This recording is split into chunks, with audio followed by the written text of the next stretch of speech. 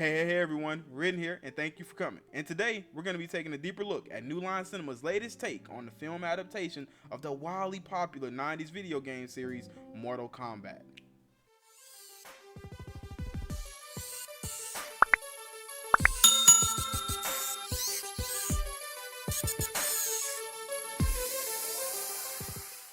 Welcome back everyone, and the time has finally come to get over here. Coming into this film, I was so excited to see what exactly we'll be given this time around. And I want to be sure to come right out and say that I really like this film for what it was. That is in no way meant to come off as a 10 out of 10 rating, as the film definitely was not perfect and could have used touch-ups and adjustments to various aspects. But as someone born in 1993, a few months before Mortal Kombat took over the video game industry, and as a fan that has played all of the video games since and watched all television and movie adaptations of the source content, I enjoyed the viewing experience as just that. A fan excited to see these characters brought to life again in an age of technology where their abilities can actually be shown on screen with quality and believable special effects.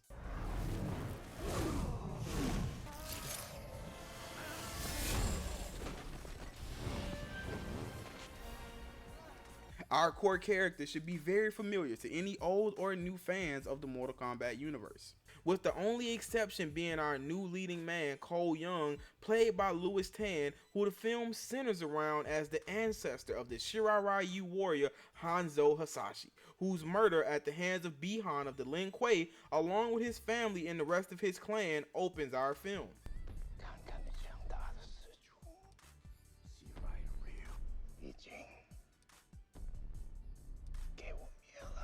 Shortly before the film was released theatrically and via streaming on HBO Max, the first 7 minutes of the film was released online, showing the encounter between Bihan and Hanzo, who we know eventually become Sub-Zero and Scorpion respectively. And as was intended, this alone was enough for most of the fandom to renew the hype the film had managed to generate with this teaser trailer back in February. The overall plot of the film is simple enough in its mechanics and doesn't travel too far off path from that of the video games, as Earthrealm is on the precipice of losing its 10th straight Mortal Kombat tournament and falling victim to invasion from Outworld, as was the predicament we saw in live action prior in the 1995 film installment led by Robin Shou as Liu Kang. This time around, the film doesn't center as much on any already established character from the prior lore, which I honestly didn't mind too much. I like the chances that were taken in this movie, as the audience as a whole has already seen so many attempts at getting a proper film installation in this universe correct, and in the wake of things such as Mortal Kombat Conquest and Mortal Kombat Annihilation, there really wasn't much room for error unless we wanted to risk seeing the franchise tabled again in Hollywood for another few decades. For the most part, the story worked for me, although I was a bit shocked that we didn't actually make it to the tournament. The pacing on its own didn't seem rushed at all to me, and once we made it to the end, I realized that the entire time I was applauding the film for not rushing the action, I had my eyes on a completely different finish line than what we actually got, as the movie itself seems to have only been intentioned to give us a bit of pre-story, some character development, and build up before we actually get to the tournament itself, which I'm fine with personally, but I'm sure there are those in the fan base who won't be. Most of the additional characters such as Sonya, Jax, Kano, Liu Kang, and Kung Lao felt fleshed out enough in certain regards for them to properly facilitate and assist in the story being told, but they could have done with a bit more in-depth handling. The Liu Kang and Kung Lao relationship is obviously deeply embedded within the lore, and speaking as someone who actually enjoyed the Mortal Kombat Shaolin Monks game that was released in 2005 by Midway that centered on the two, I was hoping to see a bit more detailing done to their backstories. Sonya and Jax, I believe, were decent ancillary characters who I would hope will be allowed to flourish a bit more in their respective roles in the possible sequels. And for me, Kano in large part kept the film going during its down bits with his properly placed humor. Does that mean I'm gonna get superpowers at any point? There's much to learn. The fuck? The film's fight scenes were definitely, in my opinion, its main points of strength, as the fight choreography, along with decent enough special effects, were very entertaining, and seemed to stay true to the respective fighters' known combat styles. Hanzo's outings in the beginning of the film, as well as the Cole, Scorpion, and Sub-Zero fight at the end, were all very shot and executed well. There weren't many times during the movie where I felt that the special effects impacted me negatively, and none that I can say removed me from my viewing experience due to being poorly done. I especially enjoyed the film paying homage to years of button mashing frustration and repetitive properly timed sweeps. No Harry Potter shit, alright? Let's see you try down again. That the only move you know, mate? Ah! Oh, fuck.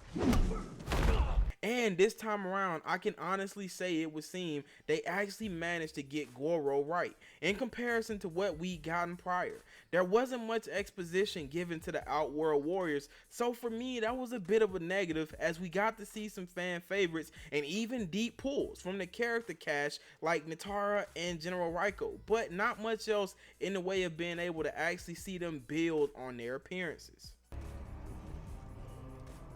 Welcome, the great hunter, Natara. The portrayals of Shang Tsung and Raiden were also not highlights of the movie for me, but for the roles the pair had, it didn't throw too much off, as their purposes were better served in the background anyway. All in all, I would say that this movie was solid and excelled in what it was intended to do. That being, teeing the franchise up for possible sequels to entertain the masses of old and hopefully new fan faithfuls. Coming out on the tail end of the pandemic, it's definitely gained some grace in the aspect of being able to provide us with some solid weekend entertainment from home. And for those who have begun to return to the theaters, they'll even have the pleasure and ability to view it there on the big screen as well.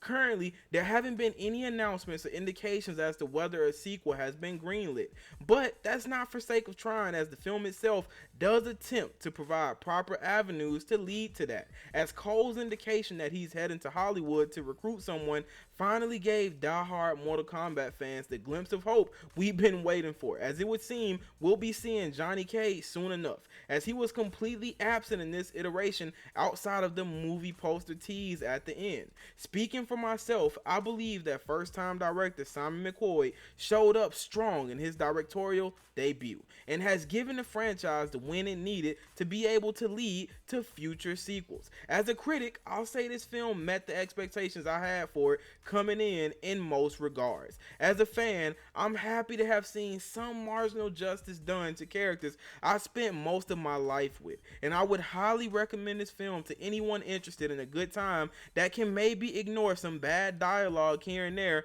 and ride the wave through some of the film's duller spots. I will, of course, be continuing to cover all Marvel and Star Wars Disney Plus shows here on my channel, along with reviews for any films I have the pleasure of watching, and when Loki drops here soon in the next few months, we'll be returning to our weekly review format. And if you feel so inclined, I would love to have you back here week in and week out to cover it all with us. Again, guys, be sure to like, comment, and subscribe, and click that bell for notifications if you've enjoyed our content here tonight. Jump down in the comments and let me know your thoughts. And while you're at it, be sure to check out some of the other content here on the channel. All of the necessary links are listed here below for you to keep up with the coming content and shareables. Please be sure to follow me on all social media platforms. Or just the one you use most frequently. We are slowly but surely building a community here, and I would personally love for you to be a part of that. And last but not least, we have a merch store. So whether you see something you like or just simply want to support the channel, head on over to our shop and grab something, or grab everything. But again, thank you so much, guys and gals, for visiting here with us today. I really appreciate each and every viewing minute of your time you've given us. There's loads of content we'll be sending your way, so I'll be seeing you. But for now, be blessed. And it was written.